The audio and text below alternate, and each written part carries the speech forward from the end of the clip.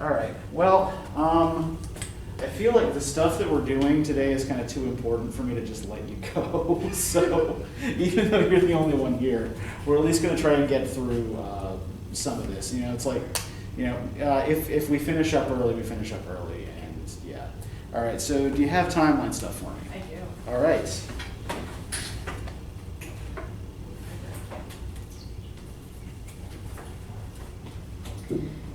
So in 1839, James Nasmyth invents the steam hammer, but he built it to meet the need for shipping large iron and steel components.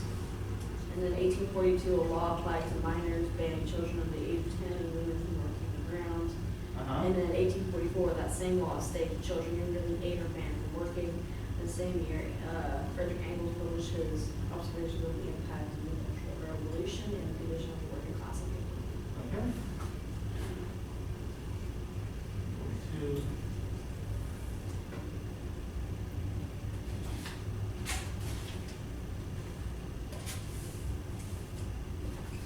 All right, good. So yeah, Engels we're actually going to be talking a little bit about today. But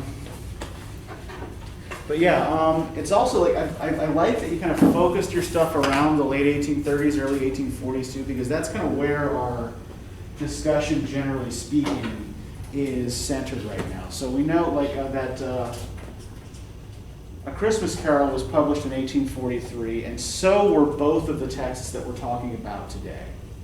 And both of them are responding, you know, on the one hand to the Hungry 40s generally and to those conditions, but also to a set of specific conditions in particular places and in workplaces within central England in particular, right? So there is a definite trajectory that I want to try to follow today that actually starts about 30 years earlier. So have you ever heard the term Luddite before? It sounds familiar. Okay. Like if in reference like to somebody who refuses to use a computer or who still has like a flip phone or something like that. Yeah. So we tend to use the term Luddite to refer to people who don't like technology, right? So this term actually originates in England around 1811.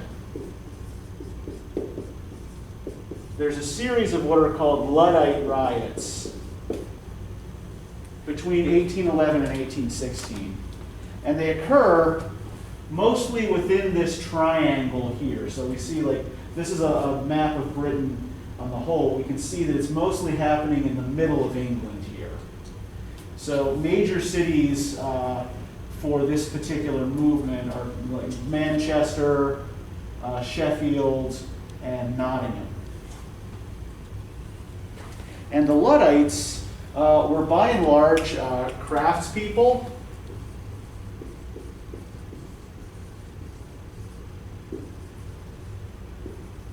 who had lost their jobs to machines. Right? In particular, a lot of them were skilled textile workers. You know, people who had been, like, you know, say weavers. But when textile plants became automated, you know, rather than having the fabrics made by hand, there wasn't as much need for workers, at least initially. Right now, when some of these operations scaled up, they wanted more hands. But they wanted hands they didn't have to pay very much. So women and children actually ended up getting a lot of those jobs. On top of this, if you did happen to get a job in one of these factories, the pay and the conditions were usually a lot worse. You'd be working longer hours for less money, and the work you would be doing was more monotonous, right? You know, you're just running a machine, you're not really engaging your mind in any way. So the Luddites, in order to show their resistance to this new regime, became known for machine breaking. Right? Those who had jobs in factories would sometimes sabotage the works while they were on the clock, and others would break into factories or mills at night and smash up the machinery. Some Luddites went even further, although this was rare, and murdered mill owners. So the Luddite threat was taken seriously enough that actually really kind of fairly early in this movement, in 1812, Parliament voted to make machine breaking a capital crime.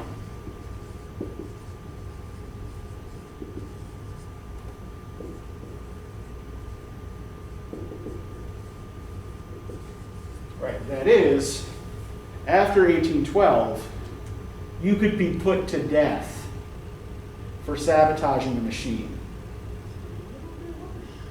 Yeah, and one of the reasons why a law like this could pass so easily was that the working classes basically had no representation in Parliament.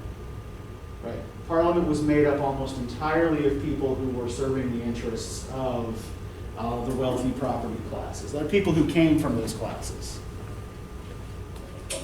And the British Army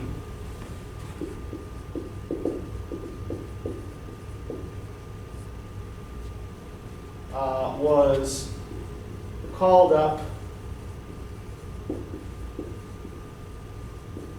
to break up and to monitor Luddite activities.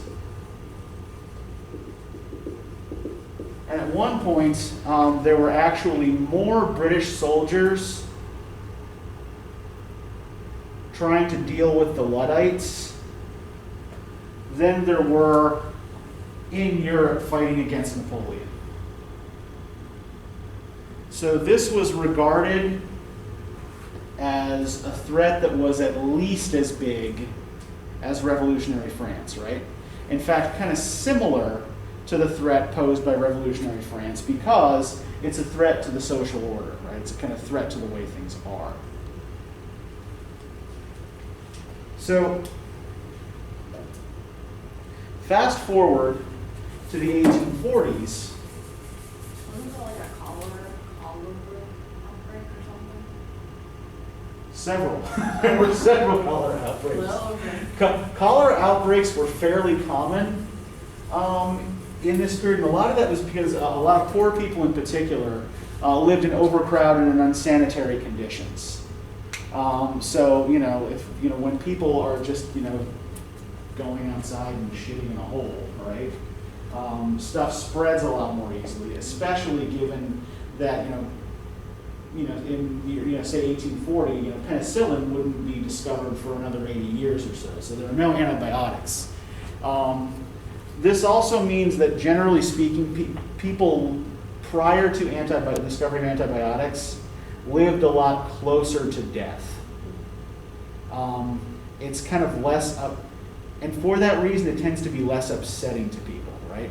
Just about everyone has someone in their families who doesn't survive to adulthood, for example, whereas that's a lot more uncommon now.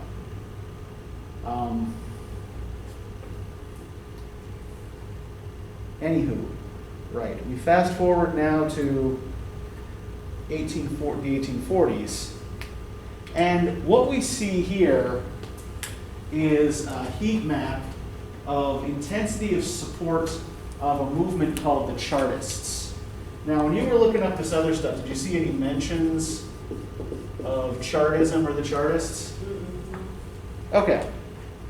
So the Chartists were a labor movement who were active between 1838 and 1857. And they were called the Chartists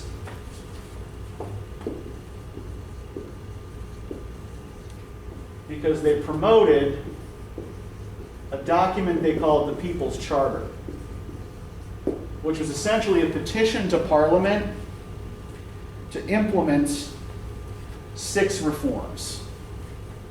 All right, first, they wanted votes for all men over the age of 21.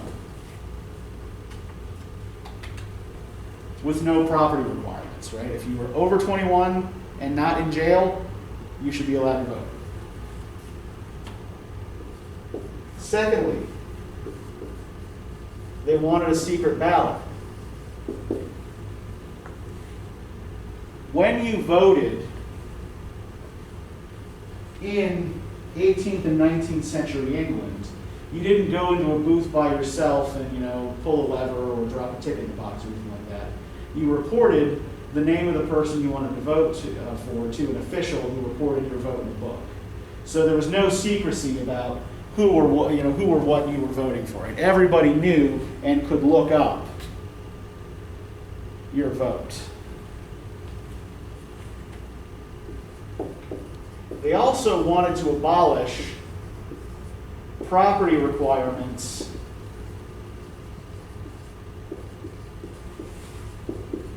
for members of parliament. Right? This was a huge barrier to people of more humble origins actually serving in parliament. Right? Because you had to own a certain amount of property, not just to vote, but to be to even stand for election. Right? You had to prove you owned a certain amount of capital. Now, related to this,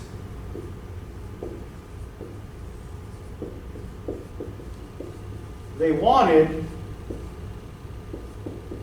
the payment of a salary for members of parliament as well. Now, prior to this, members of parliament served for free. They were not paid. Now, why might a working class movement have a problem with this? The fact that MPs, that members of parliament, serve voluntarily without being paid a salary. Okay, yeah, it doesn't mean they don't get taxed, at least not on what work they do for the government, right? What else? What does it mean though about who can actually run for office? If you're going to be spending several months of the year in you London, gotta be rich. yeah, exactly. You had to be independently wealthy in order to be able to serve if you weren't paid a salary, which meant the average tradesperson couldn't afford to take 8 months out of the year and not make any money. So they wanted MPs to be paid a salary. They also wanted to redraw the boundaries of parliamentary constituencies, right? The equivalent of our congressional districts. They wanted constituencies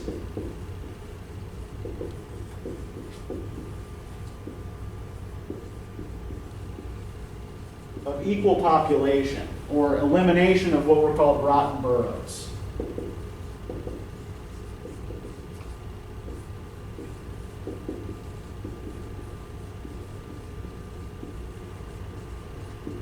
So these rotten boroughs were rural districts that were really underpopulated, where there were maybe only 2 or 3 people who could actually vote. And those people would often kind of collude among themselves to get somebody who was going to support their interests elected to parliament. So making all constituencies of equal population would eliminate these rotten boroughs where a couple of landowners could dictate what was going to happen. And the last thing that they wanted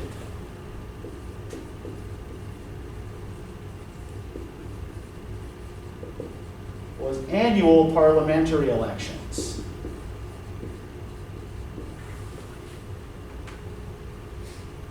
This was intended as a measure to reduce corruption.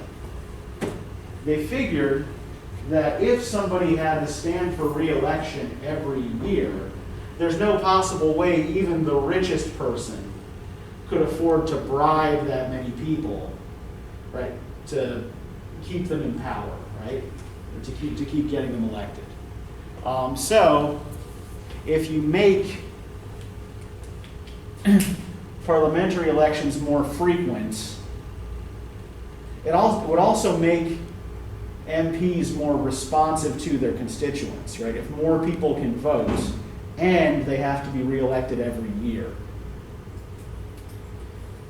So most of these reforms are like, Chartism peters out by 1857 and doesn't get any of this accomplished. But it does provide the foundation for the modern Labour Party, which is the center-left party in contemporary British politics. And most of these things, except for the annual parliamentary elections, do eventually become law, just not as one single chunk. But at the time that Carlyle is writing Past and Present, and that Engels is observing and documenting his experiences living in Manchester, the Chartist debate is a live and active one. And remember, too, that Manchester is right at the heart of the Chartist debate, much as it was for the Luddite revolts, because it is one of Northern England's biggest industrial towns, and also has one of the biggest inequality problems at the time. All right, so that's our background here. So let's look at what Carlyle and Engels both propose to do about this. So this is not the first time we have encountered Thomas Carlyle. What, if anything, do you remember about Carlyle from last time, from Sartor Resartus? It's been a little while. Yeah.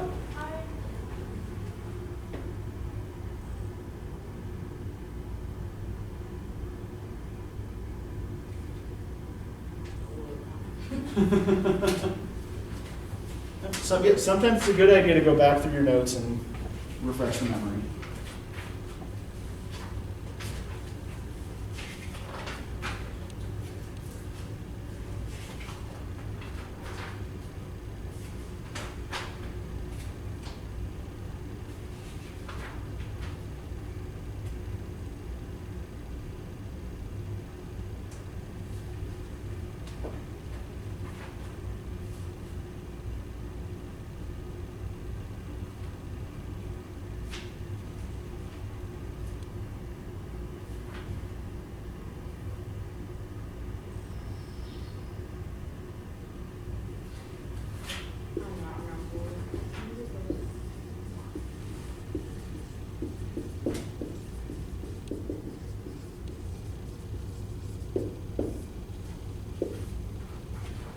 Okay, if I say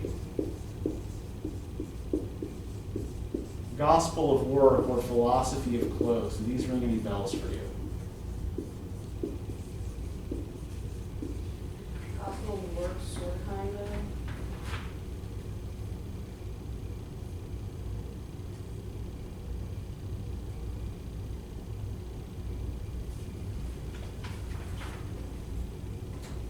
It's okay. We can revisit. We can revisit these definitions, right? So, the philosophy of clothes, or so Sartor Resartus means the tailor be tailored, and so like the whole thing presents itself as this obscure German philosopher's argument about clothes, right? And the basic argument is that human institutions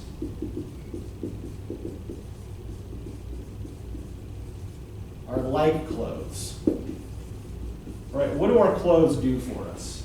Cover us. Yeah, they cover us, they protect us, right? They protect us from shame, they protect us from the environment, whatever, right? So they provide a protective covering. But what happens to our clothes over time? They were out. Yeah. So like if you have a favorite shirt that you wear all the time, right? Eventually it's gonna wear out. It's not gonna cover you anymore. Mm-hmm. I remember when I was a freshman in college, I had this Led Zeppelin shirt that I'd had for years. And there was not much left of it, right? The whole back was almost all rotted away, and there were holes in the front of it, and I just wouldn't stop wearing it. And my father eventually just took it and burned it. What a crotch. Well, that was the only way I was going to stop wearing it, right? I figured out, I'm sure I just don't stop wearing it. It's like, because I got it from one of their first concerts. Uh-huh. It's a collectible edition. Yeah. You need to stop wearing it. This was not collectible. This was like an average tie-dye like that Led Zeppelin t-shirt that you could buy in any record store, right? But my point here being, right, is that I kept clinging to that shirt even though it no longer served the purpose that a piece of clothing is supposed to serve, right? So Carlyle is arguing that institutions, like religions, even, like governments or laws, traditions, work pretty much the same way, right? We make them up initially to protect us from something. But over time, they get weaker and weaker and weaker until they no longer serve any real purpose and they need to be replaced by something else, right? So the gospel of work is part of his suggestion for kind of like what would replace conventional religion as a source of meaning in our lives, right? That what we should be doing is finding the kind of meaningful work that we're good at and applying ourselves to that. Right? If you feel your life is empty and lacks meaning, you should be working. And not doing something menial, right? Like just kind of like, sitting at a desk staring at a screen for 8 hours, doing nothing in particular, nothing that really needs to be done. But doing something that in some way like moves humanity forward, right? You don't tell up college students. Our hope, generally speaking, is that all of you will be doing things that move humanity forward when you get out of here. But yeah, I also, because look, I read a book a couple of weeks ago. It's by an anthropologist named David Graeber, who just died not too long ago. And Graeber was a left anarchist.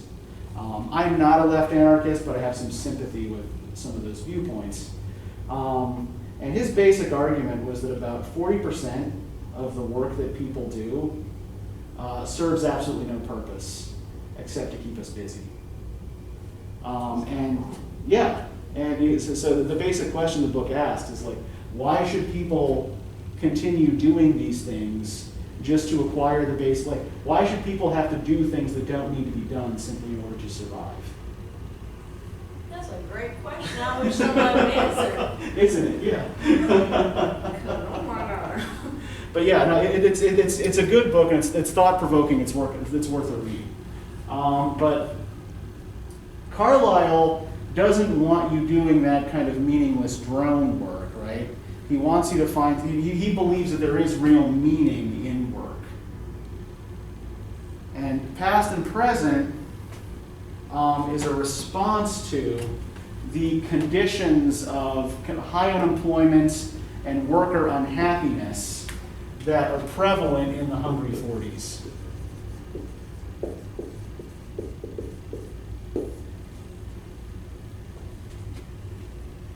So, a lot of what he's doing in this particular text is comparing, right, medieval England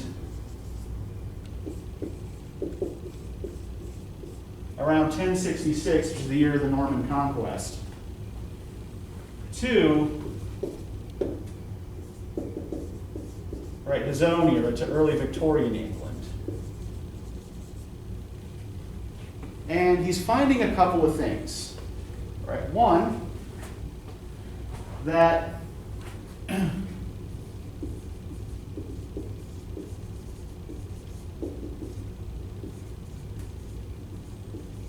the aristocracy, right, the descendants of those old Norman conquerors, are basically useless. That they spend most of their time in idleness All they want to do is preserve their rights on their own estates.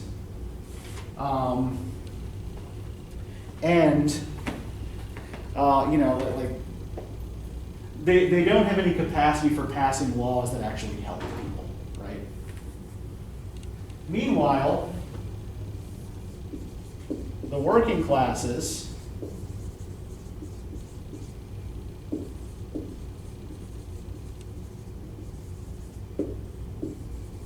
for whom he does have sympathy are disorganized, chaotic, and incapable of any real leadership, right? So he thinks that the Chartists, while their grievances may be valid, that these are not people who are suited to lead. Carlyle is not a big believer in democracy. What Carlyle tends to believe in is, it's not quite fascism, but you can see how it would evolve into fascism. He believes in a kind of rule by the strong or by the superior, right? And the hope he sees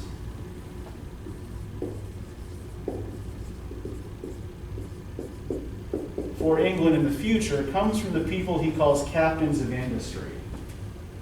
And these captains of industry are mill owners, large businessmen, big bankers, basically the upper middle class, right? And what he wants to happen here is for them to get over considerations of their own narrow interests and to think instead about the good of, how they might apply themselves and their talents to the good of the nation. Right, so let's turn for a second to page 58.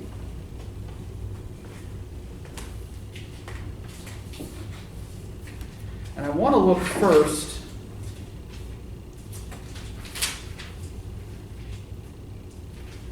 at the last paragraph of the first section there, where Carlyle is kind of giving us his view of democracy, right? And I'll read this because I know that Carlyle's prose is convoluted and sometimes a little painful. Right. Democracy, the chase of liberty in that direction, shall go its full course, unrestrained by him of Ferdifus Quacksalber or any of his household. The toiling millions of mankind, in most vital need and passionate instinctive desire of guidance, shall cast away false guidance and hope for an hour that no guidance will suffice them. But it can be for an hour only. The smallest item of human slavery is the oppression of man by his mock superiors. The palpablest, but I say at bottom the smallest. Let him shake off such oppression. Trample it indignantly under his feet. I blame him not, I pity and commend him.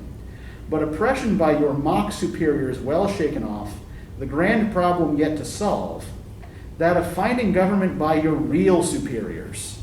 Alas, how shall we ever learn the solution of that benighted, bewildered, sniffing, sneering, God-forgetting unfortunates as we are? It is a work for centuries to be taught us by tribulations, confusions, insurrections, obstructions. Who knows if not by conflagration and despair? It is a lesson inclusive of all other lessons, the hardest of all lessons to learn.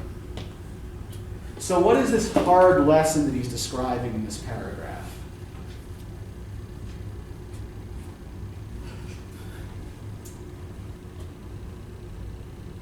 Let's take a few minutes, try to think it through.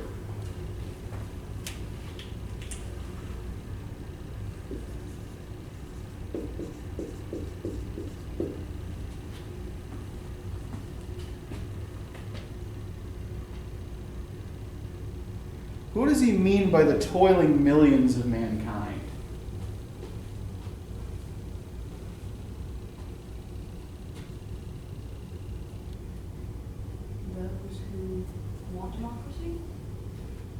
he believes the toiling millions of mankind want democracy, right? But more specifically, who would they be? Think about the word toiling.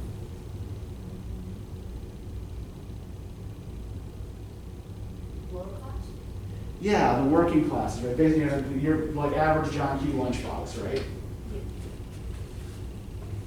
So yeah, the toiling millions want democracy, but is democracy what they need? What does he think they need?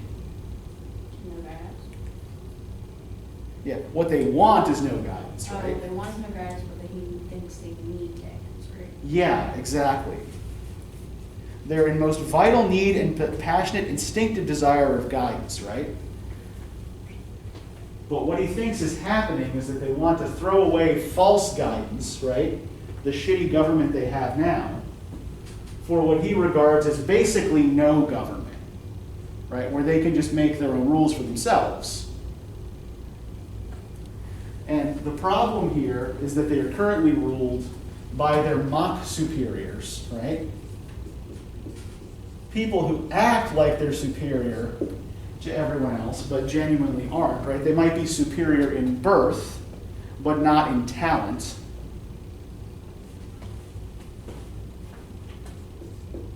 Whereas the people who should be in charge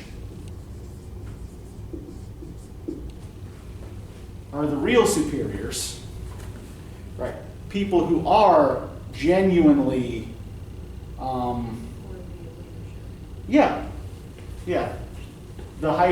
the exceptionally intelligent and energetic and talented, right? And this is the role he sees these captains of industry potentially fulfilling, right? It says on page 59, the leaders of industry, if industry is ever to be led, are virtually the captains of the world. If there be no nobleness in them, there will never be an aristocracy more. But let the captains of industry consider, once again, are they born of other clay than the old captains of slaughter, doomed forever to be not chivalry, but a mere gold-plated doggery, what the French well-named canal, doggery, with more or less gold carrion at its disposal. Captains of industry are the true fighters, henceforth, recognizable as the only true ones. Fighters against chaos, necessity, and the devils and Jotuns, and lead on mankind in that great and alone true and universal warfare. The stars in their courses, fighting for them, and all heaven and all earth saying audibly, well done. So, again, we need to step back from this pretty frequently and try to parse these very complex sentences, right? So, how does he say the old aristocracy, what does he refer to the old aristocracy as here? How did they get to be where they are?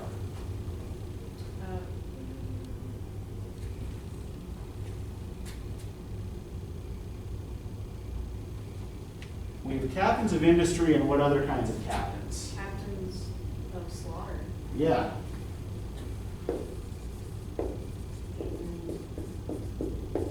Doggery, whatever that is.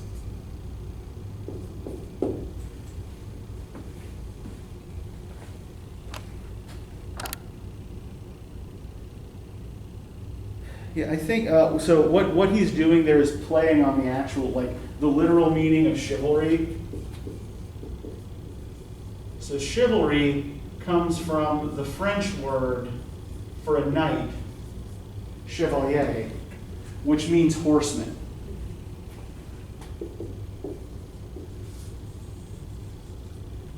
So what he's saying is that these new aristocrats are not horsemen, they're dogmen.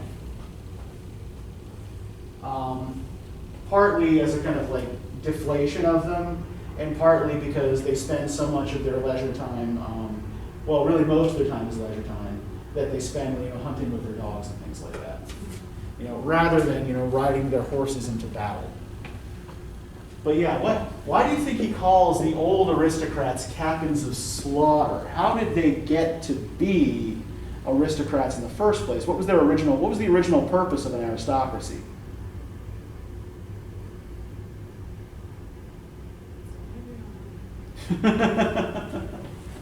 Okay. Honestly, aristocracy, I'm not even fully sure what that completely means. Okay.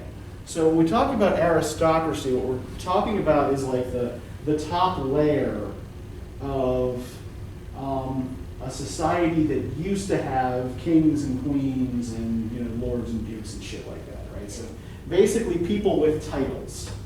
We don't technically have one in the United States. So this is often a difficult concept for Americans to really grasp. But yeah, when we're talking about aristocracy, we're talking about people whose authority and whose social standing comes from that kind of high birth, right? And aristocracies originally developed for military purposes. Okay. So yeah, so like you granted to a knight a certain plot of land so that he could make enough money to afford a horse and armor, right? And then he would pay his taxes to his vassal lord, who would pay his taxes or to the duke, who would pay his taxes to the king, and so on and so forth up the line. So all of it was really about providing enough money to outfit warriors. So these captains of slaughter got to where they were by literally fighting, right? They fought for their particular position in society. Now, these captains of industry, he's saying these are the new fighters, right? But they're not fighting the same kind of battle. They're not fighting physical battles anymore. They're fighting financial battles. They're fighting ideological battles. The devils and giants that they're fighting are, things like inflation and hunger, right? Let the captains of industry retire into their own hearts and ask solemnly if there is nothing but vulturous hunger for fine wines, valet reputation, and gilt carriages discoverable there. Of hearts made by the Almighty God, I will not believe such a thing.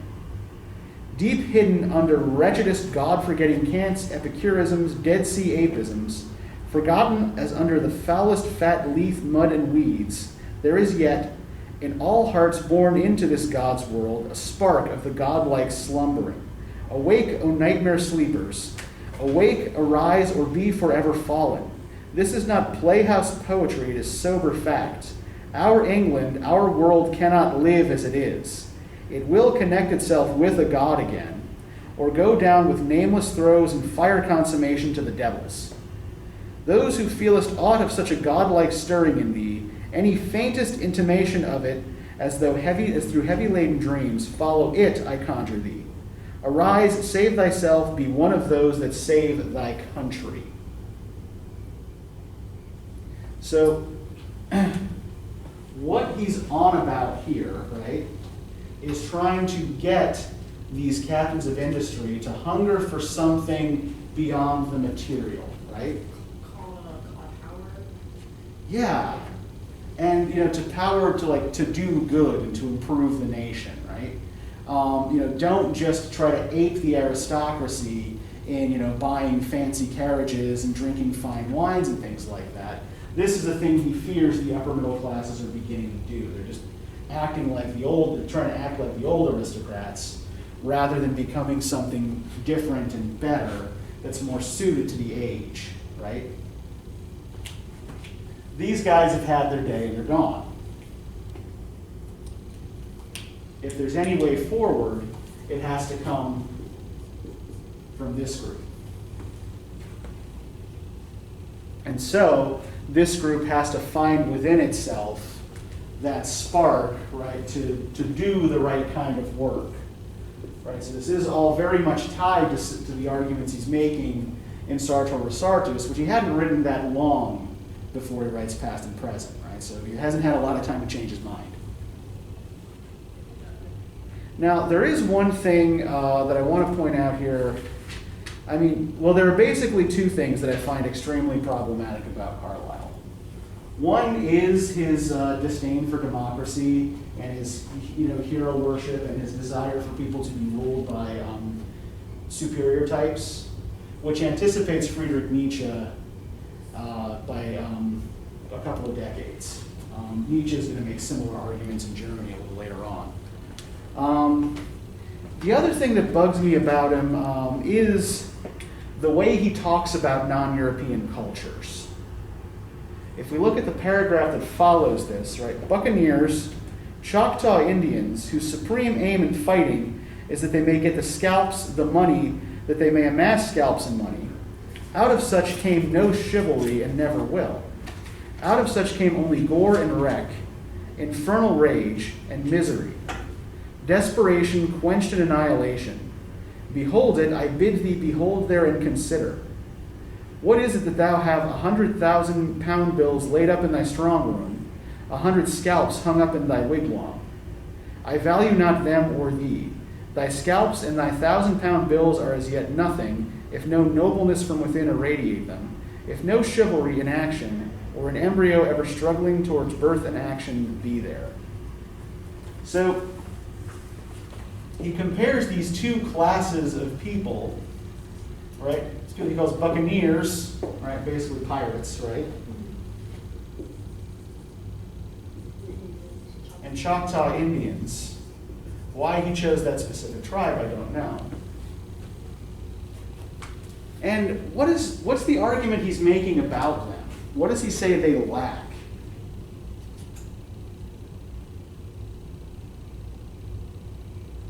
What's the only thing he argues they want? They just want money. Yeah. However that's defined, right? So he actually equates here the pursuit of money with physical violence, right? The gathering of money and scalps. Are you talking about scalps as in like scalping? As in the taking of human scalps, okay. Yes. Like as trophies, yeah. So what he is saying that these are groups that lack chivalry, right? That lack any sense of the nobler or higher things in life. And thus are what he would think of as savage or barbaric, right? So the point he's trying to make is that the pursuit of money, above all other things, is barbaric.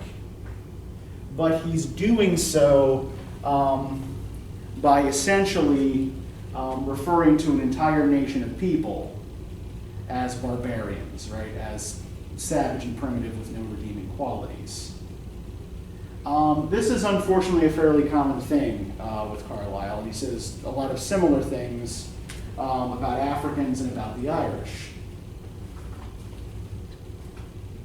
But yeah, this is just kind of one area where Carlyle's philosophy is a little bit problematic, like one of his particular blind spots. Now, I want to move from Carlyle, if we can, to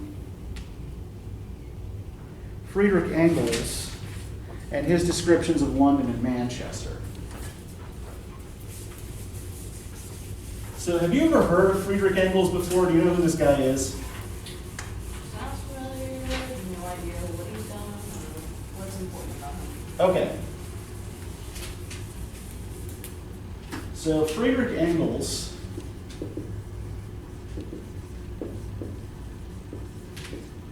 is a German philosopher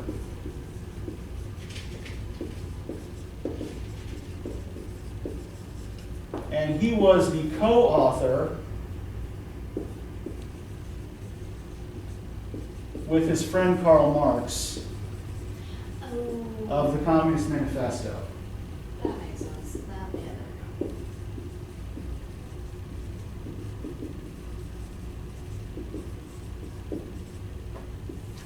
And a lot of his ideas about the ideal human life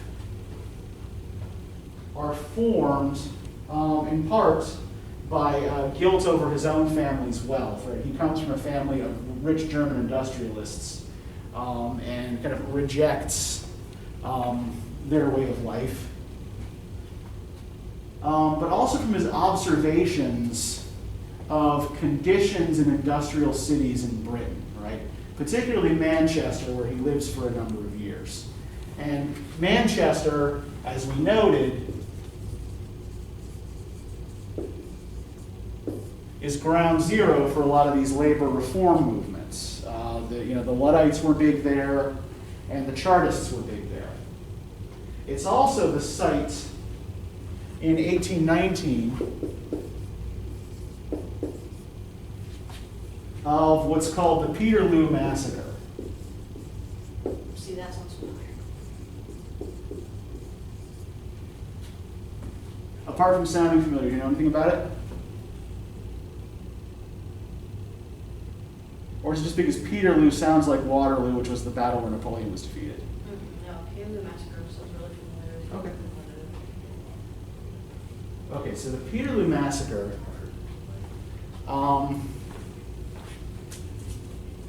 is, or was,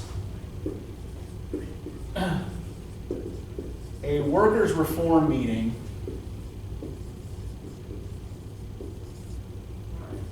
at St. Peter's Field in Manchester on 16 August 1819. So there were about 60,000 people there.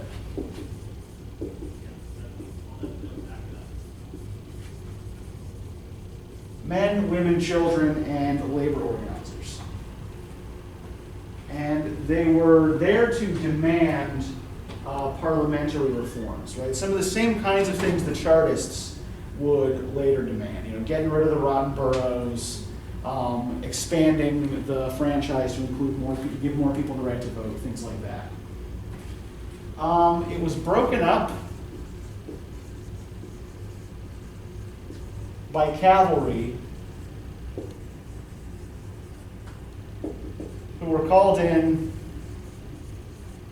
by the local magistrates. So the local magistrates got nervous about this big labor meeting in a public space and called in the army to do something about it. And there are 18 people killed, including women and children. And it's estimated that between 400 and 700 people were severely injured as a result of this cavalry charge. Probably the closest analog to this in American history might be something like, I don't know if you know anything about the Kent State Massacre. In, I believe it was 1970, there was an anti-Vietnam War protest on the campus of Kent State University in Ohio. And the National Guard were called in to manage it and stop it from spreading. And the guardsmen ended up opening fire on the protesters and killed 4 people.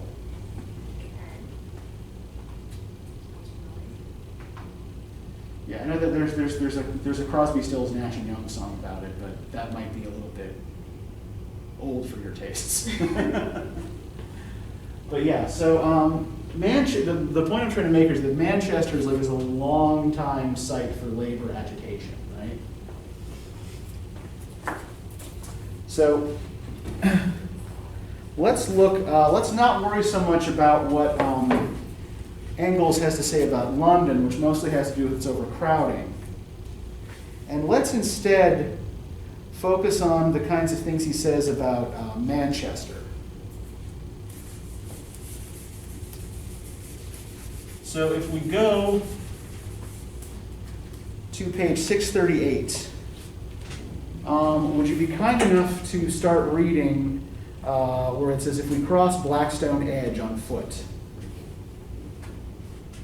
If cross Blackstone Edge on foot or take the train, we reach Manchester, the regional capital of the South of Lancashire, and enter the classic home of the Engels industry. This is the masterpiece of the Industrial Revolution, and at the same time, the mainspring of all workers' movements. Once more, we are in a beautiful hilly countryside. The land slopes gently down towards the Irish Sea, intersected by the charming green valleys of the Ribble, the Irwell, the Mersey, and tributaries. 100 years ago, this region was to a great extent thinly populated marshland. Now it is covered with towns and villages and is the most densely populated part of England. In Lincolnshire, particularly in Manchester, is to be found not only the origin, but the heart of the industry of the United Kingdom. Manchester Exchange is the thermometer which records all the fluctuations of industrial and commercial activity. The evolution of the modern system of manufacture has reached its climax in Manchester. It was in the South Lancashire cotton industry that water and steam power were first replaced hand machines. It was here that such machines as the power wheel and self-acting mule replaced the old hammer and spinning wheel. It is here that the division of labor has been pushed to its furthest limits. Okay, so let's pause here for a second, right? And let's look at, like, what's the first thing he describes about this area? It's pretty. Yeah, that there is all this natural beauty around the city, right? So Manchester is situated in a beautiful environment.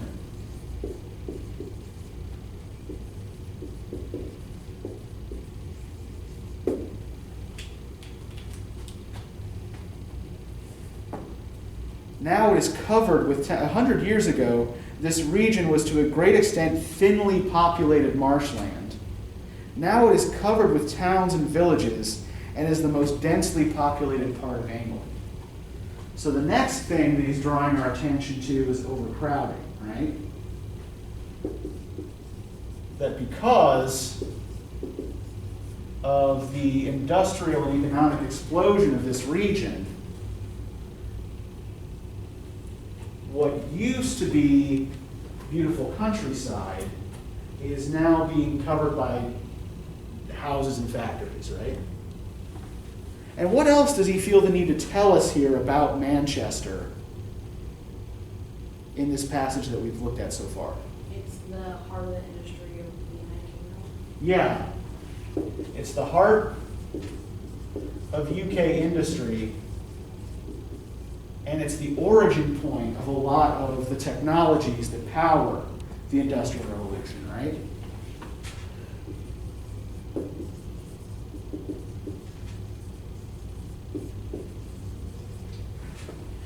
So it's a hub of industrial innovation as well. Then if we look a little further down here, right, nowhere else can the life and conditions of the industrial proletariat be studied in all their aspects as in South Lancashire. Here can be seen most clearly the degradation into which the worker sinks owing to the introduction of steam power, machinery, and division of labor. Here, too, can be seen the most strenuous effects of the proletariat to raise themselves from their degraded situation. I propose to examine conditions in Manchester in greater detail for two reasons. In the first place, Manchester is the classic example of the modern industrial town. Secondly, I know Manchester as well as I know my native town, and I know more about it than most of its inhabitants. So, Engels and Marx have a theory about labor that they call alienation. And alienation means a couple of things. On the one hand, it means the way the worker is cut off from the profits made by his or her labor. Right? Because the profits of their labor don't go to them, they go to whoever owns the machine that they work. It also indicates the way that the worker is cut off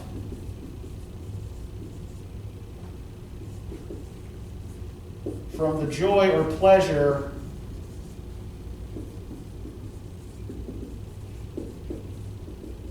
of using skills and solving problems, right? If you're just working working a machine all day, like working a power loom, there's not very much to think about, except not getting your hand stuck in it because it'll probably get chopped off. And the third element of this is that people are cut off from any real sense of community. Because if you work a machine, your work doesn't really require other people. This is also informed by the fact that many of the people who are coming to work in these factories came from rural communities that got broken up by those enclosure acts. So there's that kind of alienation there of people leaving the places and people that they're used to and coming to new places where they don't know anybody and aren't part of the general fabric of the community yet. So the general condition of the worker, according to Marx and to Engels, is alienated, right? That is of the industrial worker, right? Now, I want to look at the way Manchester is organized, or the layout of the city as Engels describes it, and how this contributes to a sense of alienation. If you look on page 639, right? Owing to the curious layout of the town, it is quite possible for someone to live for years in Manchester and to travel daily to and from his work without ever seeing a working class quarter or coming into contact with an artisan.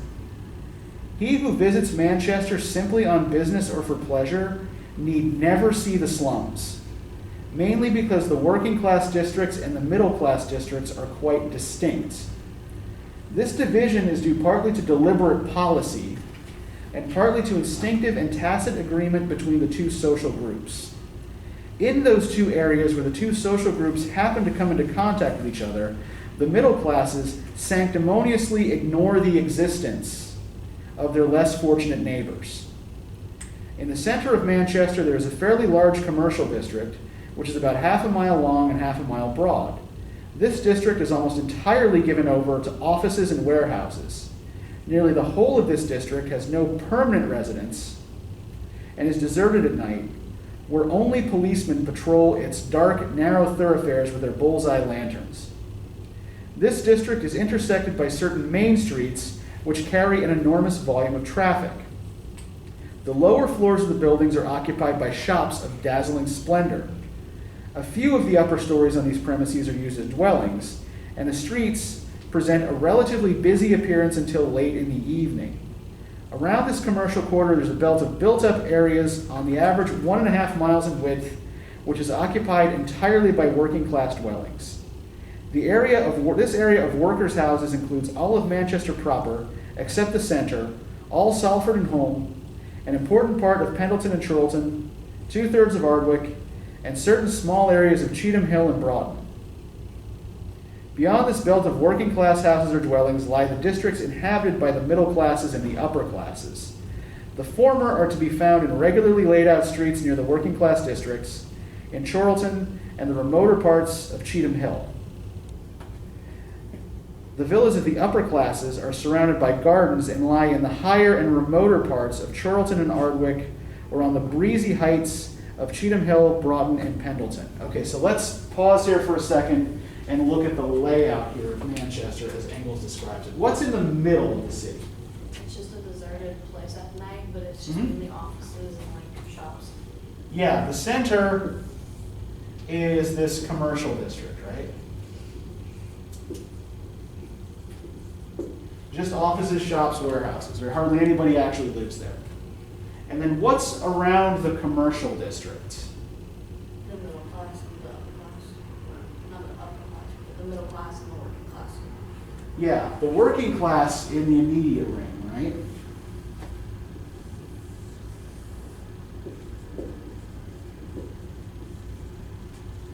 And then a little further out, the middle classes. And then the upper classes furthest out from the center, right?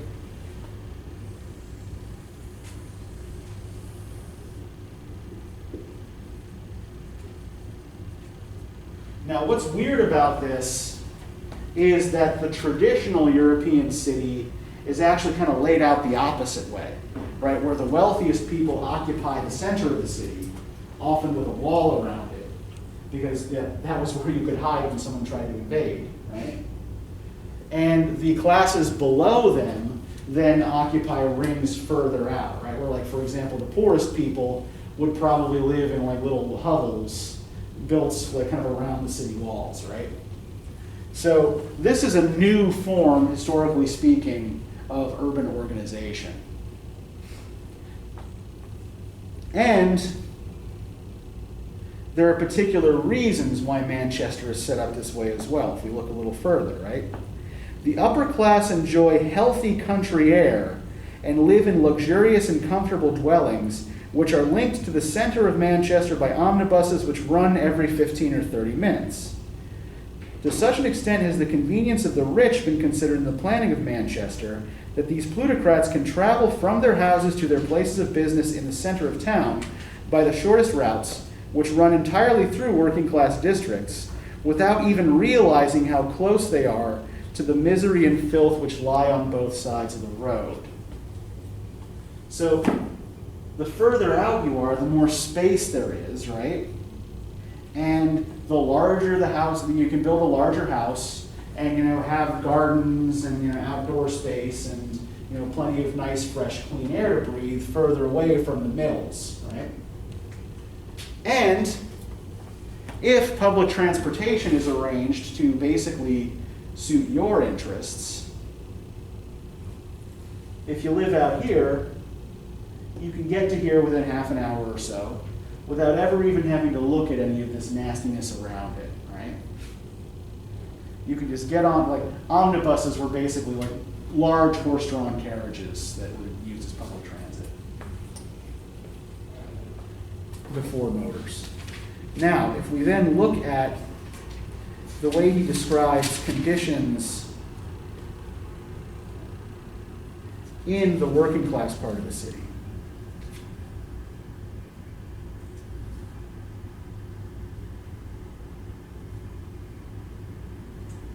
one thing he notes about it is that it's completely disorganized, right? That everything in the working class section is haphazard and unplanned.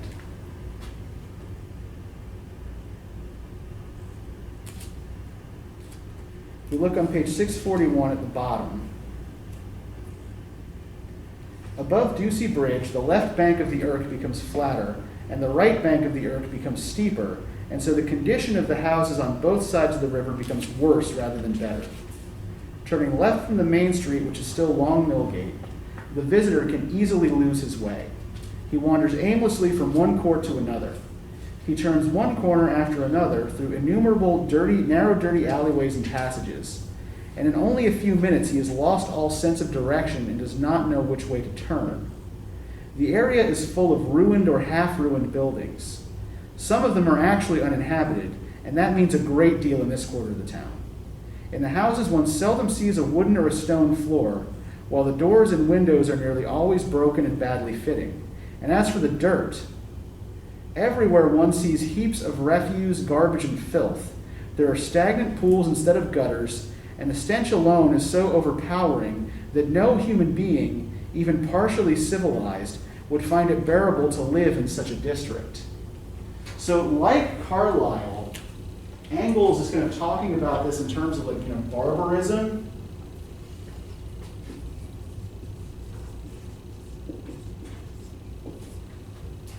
But it's a kind of forced barbarism, right? That people in these districts, he argued, are kind of reduced in terms of their humanity by the conditions under which they have to live.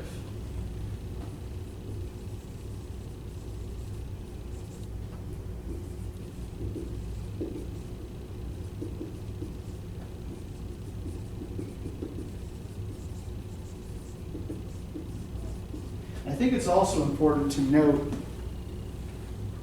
what he says near the beginning of this, right? Like, what happens to somebody who happens to turn into this neighborhood that he's talking about once they're there? how easy is it to find your way out again? It's not, you get lost. Yeah. And I think that, like, on the one hand, yeah, it is a literal description of this particular neighborhood, but I think it's also a good kind of metaphorical description of the way he sees, like, what these kinds of living conditions do to people, right? That once you're here, it's impossible to find your way out again, right? There's no way to orient yourself. It's amazing. Yeah, to figure out how to get to here or here, right? So you are socially stuck as well as being physically stuck in this place.